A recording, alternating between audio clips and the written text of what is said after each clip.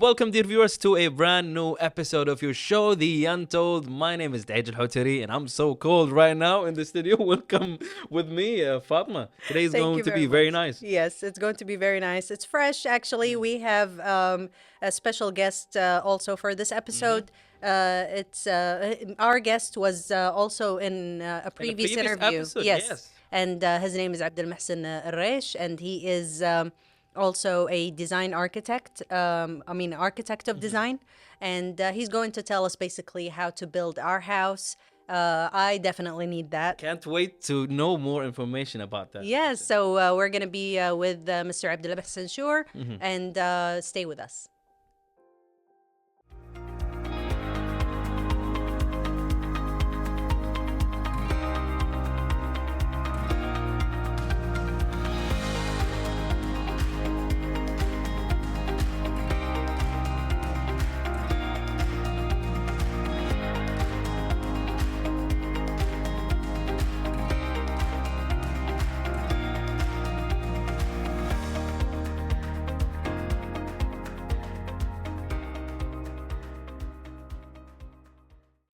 Welcome back, everyone. Welcome, Abdul Mohsen, Thank you. to our show again. Again, Thanks for having me Yes. back. Yeah. So even though today is a different topic, and we're going to jump right into the questions, and I'm going to ask, what constitutes the ideal house design?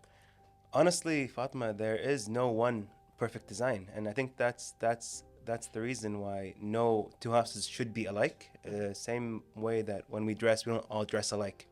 So I don't think there is one right solution.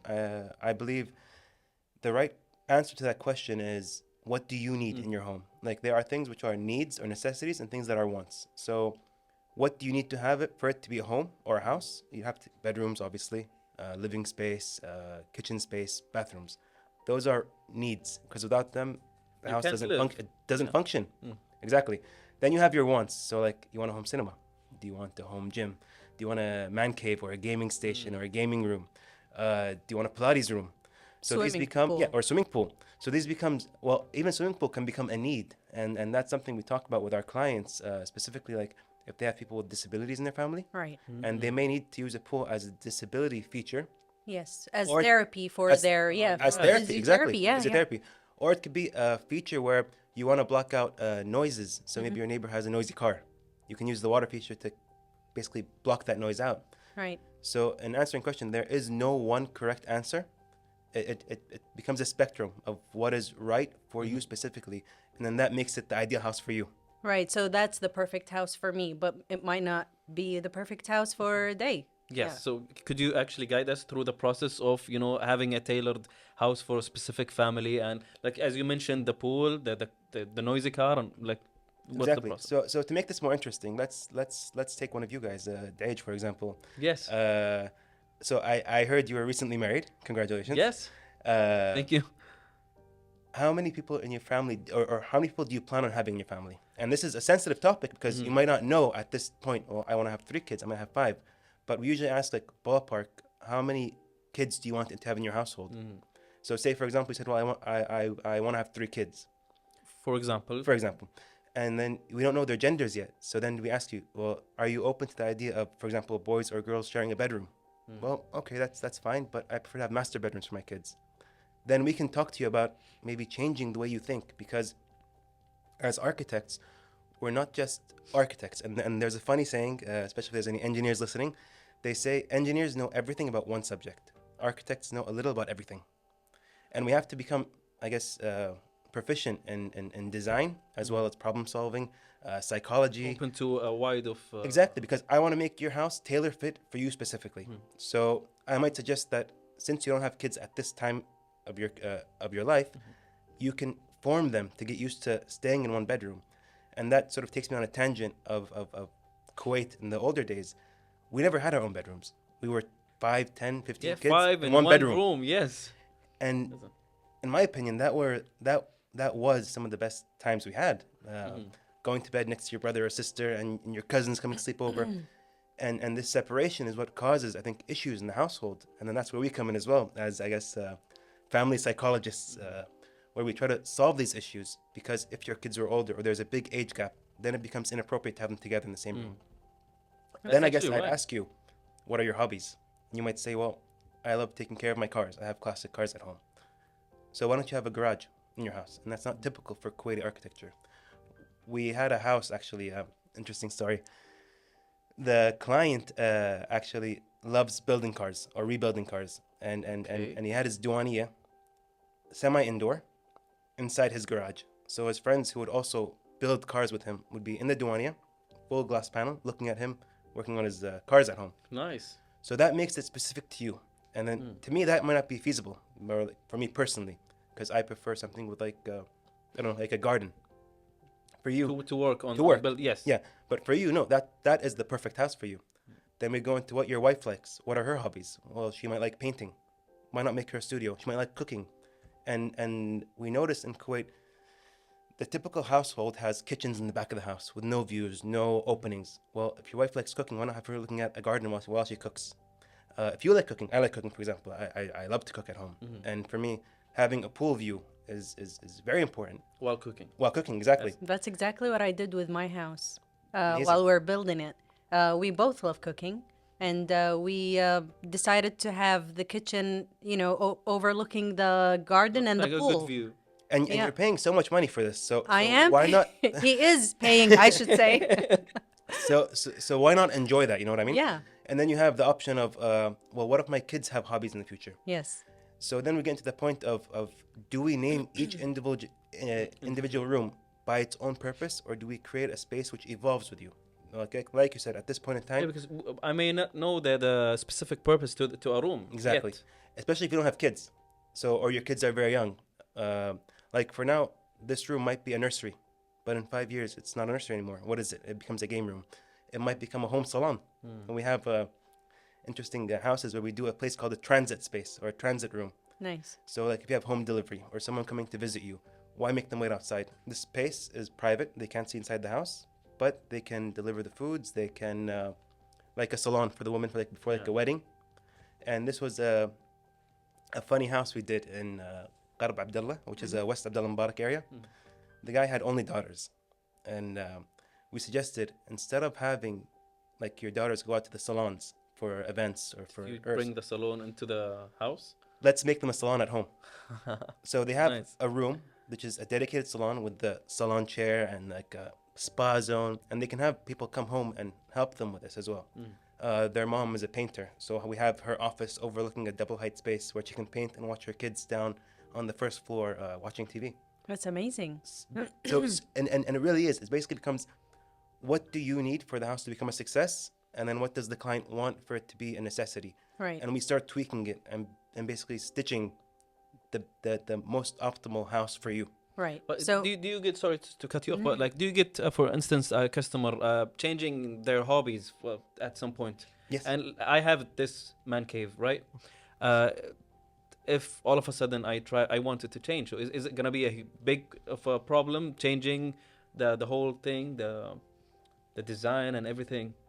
I don't think so, because we try to take that into account when we're designing. So, like I said, some things have to be there for it to be a success. Like a kitchen, which overlooks a pool, has to be there because you have to have a kitchen.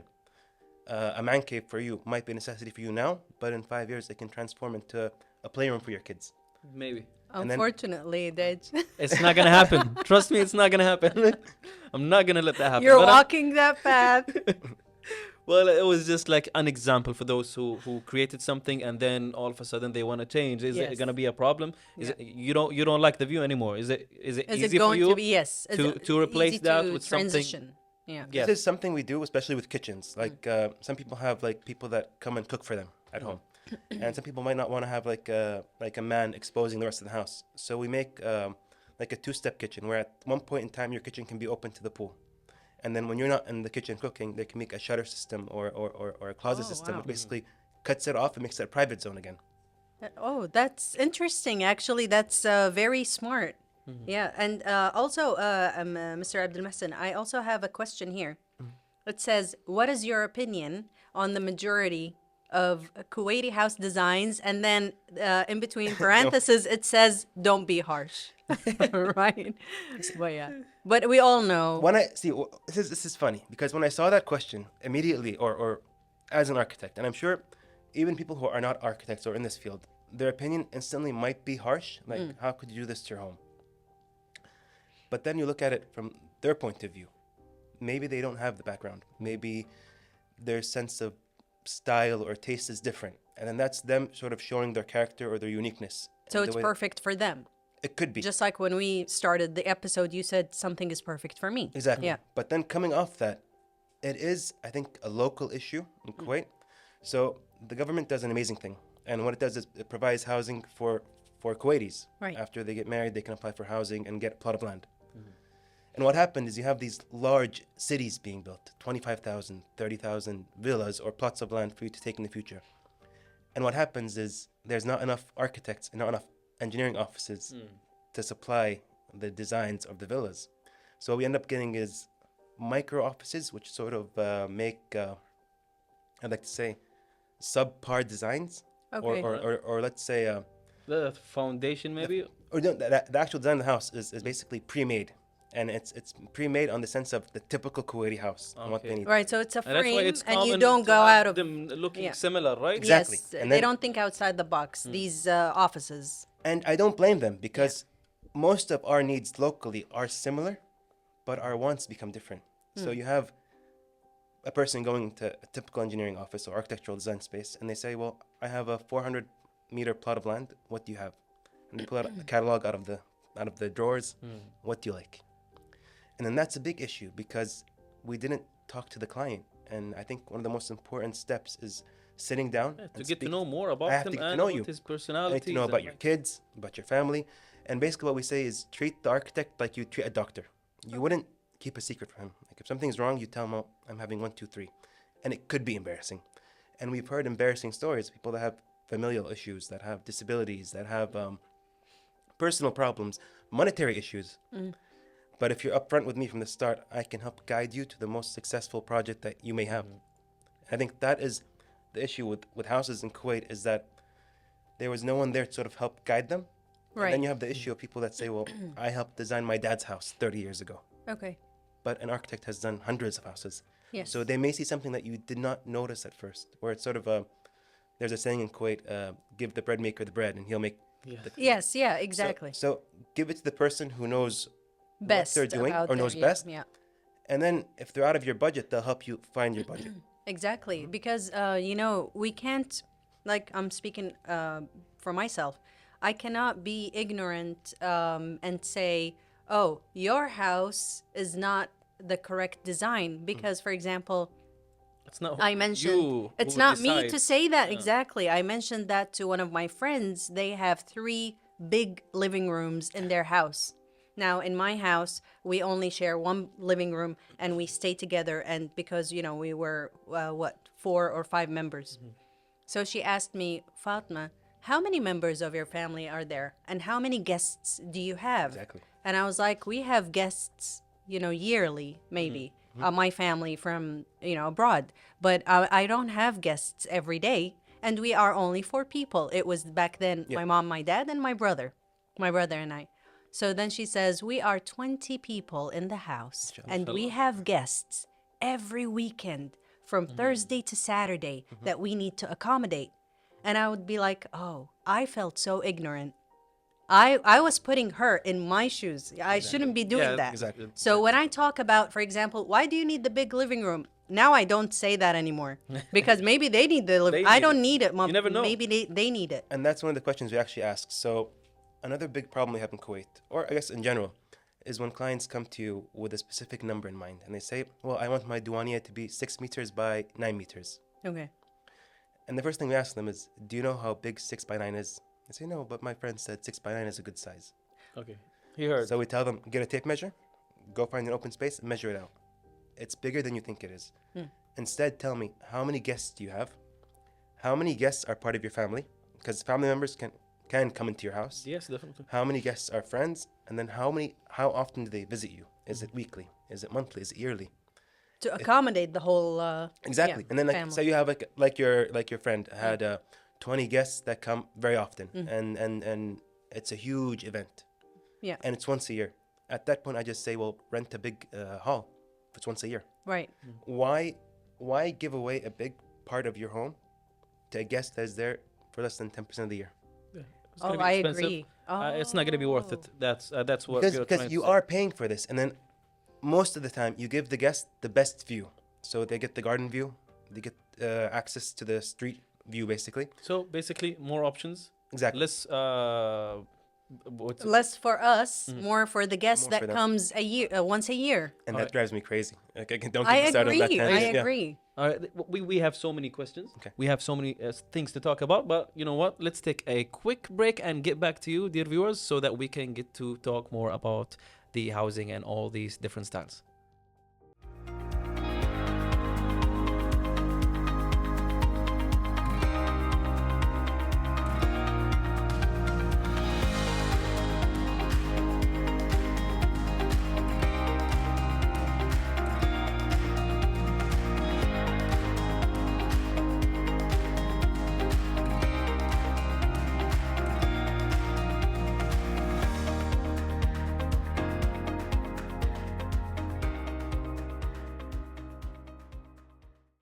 All right, and we are back. Welcome back, dear viewers, and welcome back, Abdulmohsen. Now, there's this question which is a little bit, interesting. Like, what sets apart the housing of Kuwait pre-oil discovery and during and after? So this is, I think, a history lesson now. We're going to. So let's take a step back even further and look at Kuwait's houses at the start. At the start, Kuwaiti houses used local sourced material. So houses are made of mud, coral rock, and then Palm local trees, maybe. parts of palm trees, I Yeah. believe. But a lot of it was actually imported from India. So we brought wood from India. And the beauty of it is it was an architectural marvel because you're living in the desert, there's no AC, and it's hot in Kuwait. Yes. So if you look at old pictures of Kuwaiti houses, and please, like, forgive me if I make any mistakes because my history of this topic is not very vast, but the way it was designed was we have something called a sikka, which is basically a small alleyway. And what they do is they build houses very close to each other with small walkable paths. And then houses would be up to about one floor level and then a roof level. And they're And- close to each other. Exactly. But do you know why they were close to each other? Because to in blo- to- winter, they would avoid the harsh cold. Is That's that part one? of it. But there's another And- part. It's a very crucial part. So High wait, houses, yes. or let's say one level houses, which would be high for the time, and very close together. So a narrow pathway between the houses. Can you take a guess why they did it that way? There's two reasons. So I don't wait. Give So you guys a it's history easy. test right now. Okay, wait. Is it to block the site so that the high houses can't take a look? Keep in at, mind, they're all one level. they're So all you had one roof level. access, but most of them are one level. And it's a test for you now because it's an interesting subject, I think. Okay, so wait. I know building houses close to one another is for the air to go That's through one of the that, answers. and also because it was sustainable to carry one another. I think. No, What? There's a Houses- space in between. it helps cast a shadow. I was about Cast to a say. shadow. Oh, They're so close to each other. So the roof of the house to your left casts a shadow on your house, and then the house casts a shadow to the last house. nice. Oh, that's amazing. And it becomes a walkable city because we don't have cars, obviously. Right. So now it becomes a walkable city, and that's something we've lost in Kuwait. Oh, that's smart. So now let's move forward a bit. And oil was discovered, and Kuwait became an oil-rich country. And investments from outside of Kuwait came in. There was a cash influx. People started coming from the Gulf region and immigrating to Kuwait. So you have people from Qatar, the Emirates, Bahrain, coming and living in Kuwait. And we got inspired by the British system. People started getting big plots of land, bigger houses, and they started going higher. Electricity was there now. We had AC. So the idea of designing for the environment went out the window, unfortunately. Right. So if you look at the older houses in Kuwait from the 70s, let's say, and they look stunning. They look like they have history to them. And now we have houses that are just, I'm shaking again, they're just cubes of architecture that are being cooled with AC. And we lost sort of our culture at that time. And local architects are trying to bring that back to Kuwait now. And so that's a negative Okay, point. Is that why because it's so we modern? have to keep up with the technology and Yes, You mean but not modern at the houses? cost, modern houses. but not at the cost of your culture. Right. So we're losing our image as a country, or I guess like as a society, We're losing our cultural image, because before we were using locally sourced material, now we're importing most of it. We were thinking of the environment, now we're fighting the environment. Right, but isn't it, and maybe this is, controversial, but isn't it because we evolved as a culture where we do things now that we didn't do before, or we did things back then that we don't need to do now? For example, the way you put the water in the jar Yeah. outside. You know, Yeah, you or- don't do that anymore because you can have water inside. So that's maybe one aspect of it. Yeah. Is it because we evolved as a country? That's why we don't have the old houses. They don't course. serve us anymore. The narrow ways for the Yeah. now we have cars and See, but that's also negative, though, if you think of it in the other way. Because now we're so, I guess, like evolved or technologically inclined to have more options, we're becoming a hotter country year by year. Right. So by having houses span further apart, having bigger roads, bigger plots of land, being able to build more of your land, we're leaving less areas for greenery, less areas for air to circulate. And in return, we're getting hotter roads, hotter houses, because they absorb the sunlight throughout the day and give it out at night. Whereas in the past, they used thicker material, so it absorbs the heat, keeps the house cool. Now we're fighting it with AC. Right. And then we're not taking into account that, well, we can have our houses now facing any direction, where before you'd be careful to open your house towards the western sun because it's hotter. Right. And now it's like, no, AC is there, it's fine. But that AC is working now harder to keep your house colder, which is causing more heat in the city. So I think we have to find the balance between using what we have now in terms of technology and looking back at history and seeing what they were doing correctly and implementing that now. So maybe combine or fuse Exactly. the both technology and the cultural aspect Yes. of houses. Exactly. Okay. Exactly. But it makes sense actually. Now that I think of it, so these are one of the aspects that we are lacking: the identity. Let's Definitely. And if you look at our neighboring countries, they're doing a well job, like Oman, for example. Then we have they are visiting now Kuwait. What they have is they have a law for villas, and depending on the area, villas have to be white, and they have to have Islamic influence. So when you go down, let's say a cul-de-sac or like an area of homes, there is a singular cultural identity. Oh wow. You can have your freedom in design. You want a modern house, that's fine. You want a classic house, that's fine. But there has to be Islamic influence. Why can't we do that in Kuwait? Why can't we We ask people? definitely can. We should. And I believe there was a law at one point, but it's not implemented. So like, say for example, like where you live now, your neighbor might have a pink house, then one next to him a green house, then a classic, then a modern house. What if we told There's them, this orange house in South Surah. I cannot believe it Orange? was orange. Yes. and then a pink and blue daycare, right in the middle of everything? Right.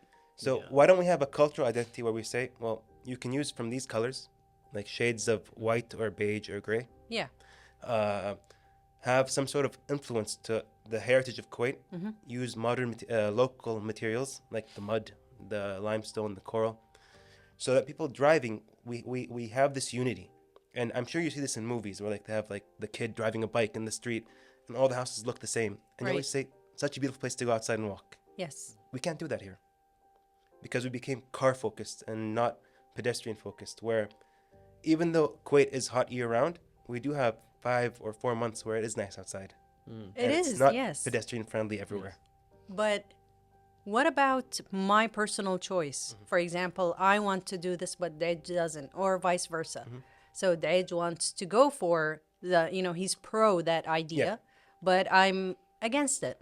What would you be against? Would be my question. Like, I think we have to I align. don't want to have my house be White? the same. No, I mean the be the same same as everyone else. I want to stand out. We have a lot of that But I think opinion. his idea was only Yeah. from the outside, right? Yeah. From the inside, it's It's up to you. Yeah.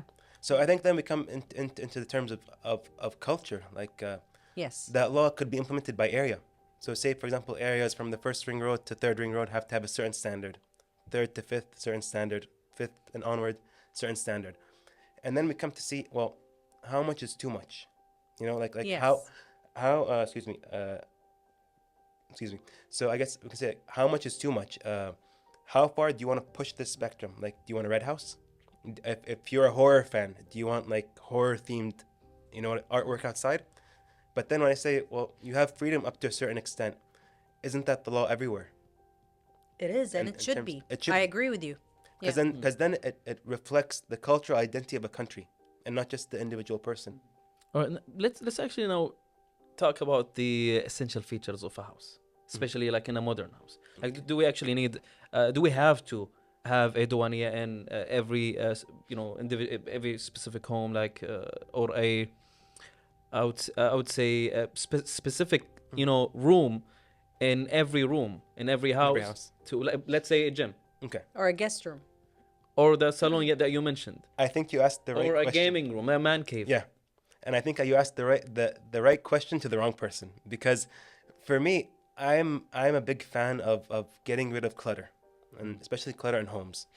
I'm a fan of having a garden, of having green space. I'm a fan of having a swimming pool overlooking kitchen. I'm not a fan of everyone having a duania. I'm not a fan of everyone having a reception hall, everyone having a home gym. In Kuwait especially, because from the villas we've designed, we've done over 300 villas total, design-wise. Almost every single house has a reception hall. Every single house has a duania. Every single house has a guest room. So they're thinking about their guests. Not just that, everyone has planned for their guests to stay home. Everyone has planned for the guests to come visit them. But if you go out on the streets, everyone's outside. No one's home. So you're paying for all these services that you don't use, and it's basically like when you register to like a company to like watch streaming services, and you just register and you forget about it, and you keep paying month by month to renew your subscription. This is what you're doing. Like for me personally, I don't want to do duania. Like for me, I go to my friend's duania. Okay. Why do I do it at home? And then say, well, you have to have the family duania, but my family has a main duania. Right. And then same thing for the reception hall. My wife likes to visit her friends for receptions. And then if there is such a big event that we need to host it, well, you can have the living room and the pool and the garden, and we can change up the furniture for one night. We can rent furniture for a night. Right, And I the house agree. becomes malleable. Yeah. So we're a big believer of basically forming your house to your needs, and the house has to be able to bend to what you want and not you bending to your house's needs. So when you do put a duania and a reception hall and a guest bedroom and a gym and a game room and a man cave, you're forcing yourself to be put into this box where this has to be this. Exactly. It has to be this or it doesn't work. What we're suggesting is no, make the house work for you. So if the age and Fatima have a lot of friends visiting their houses individually, the age might need a duania. Fatma's husband might not. Maybe he's fine. Fatima, you can go out tonight, for example. I'm inviting my friends over to the house. Right. And it becomes a duania in a sense, because Yes. duania basically is a gathering of people a in place the area. where Yes, people it gather. is, Yes. yeah. Unfortunately, we have reached the time limit for the show, and Yes. you can tell that we have more questions. Definitely. Yes, and by the way, your job is harder than our job to solve these problems. Living is. spaces. Wow. But he have ideas Yeah. because of the customers and going back and forth. Well, but thank you so much for Thank being you for part having of me this again. interview. Thank you. Yes. So, dear viewers, we take a quick break and then get back to you.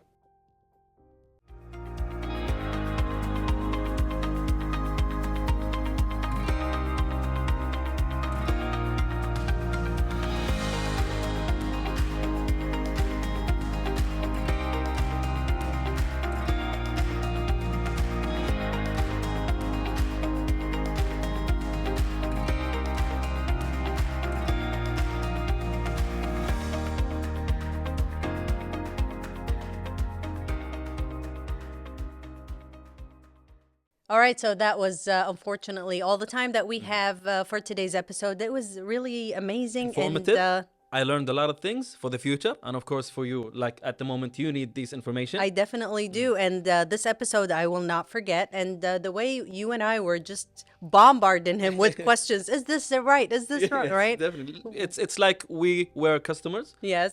To definitely. Abdulmohsen. That was a free counsel. Yes, free cancellation. Yeah. But it was nice. It was I was happy to meet him again with a different topic. So basically, we get to learn every like new things with every new guest. Yes. Which makes this program distinguished. You Yes, can it distinguish is, this yes, program from yeah. other programs because we get to know more things every time. Definitely, I agree. And Yeah. yes, that was the end. So I hope that you, dear viewers, and me, I enjoyed it myself. So we hope that you enjoyed this one. Stay safe, and hopefully we get to see you again in the next one.